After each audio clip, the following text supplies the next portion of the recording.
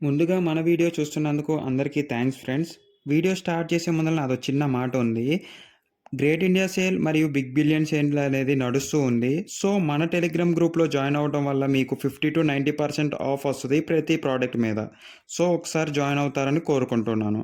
మ్యాటర్‌లోకొచ్చేస్తే 'కల్కి'లోంచి ఇంకా 'దీపిక పడుకొనె' ఉండదు భయ్యా.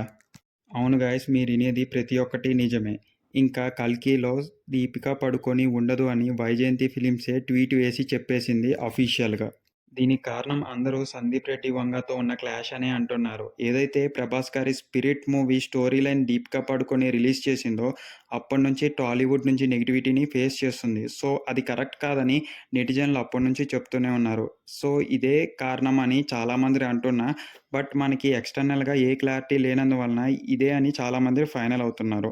అటు రాజమౌళి కూడా ఒకానొకప్పుడు 'బాహుబలిలో' రమ్యకృష్ణ గారి బదులు శ్రీదేవిని అనుకుంటున్నారు. బట్ ఎందుకనో కూడా మీకు తెలుసు ఆర్ తెలియకపోతే ఒక్కసారి యూట్యూబ్‌లో రమ్యకృష్ణ గారిని ఎందుకు తీసుకున్నారో ఒకసారి సెర్చ్ చేయండి. అది రాజమౌళి గారిది, శ్రీదేవి గారిది బిగ్ క్లాష్ అయితే నడిచింది అప్పట్లో.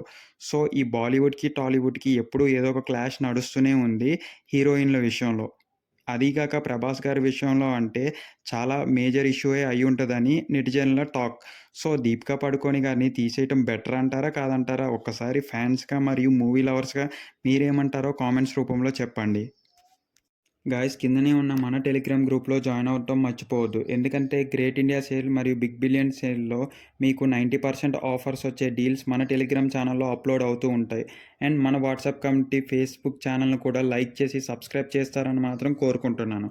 Okay guys, keep touching and మన వ్యూవర్‌షిప్ ఇంక్రీజ్ అయితుంది డే బై డే. దానికి నేను చాలా థాంక్‌ఫుల్‌గా ఉంటున్నాను గాయ్స్. మీ వల్లే ఇంతవరకు సాధ్యమైంది. అండ్ మీరిచ్చే సపోర్ట్ వల్ల డైలీ నాకు ఇలాంటి వీడియోస్ చేయాలి అనే ఎంకరేజ్‌మెంట్ పెరుగుతూనే ఉంది.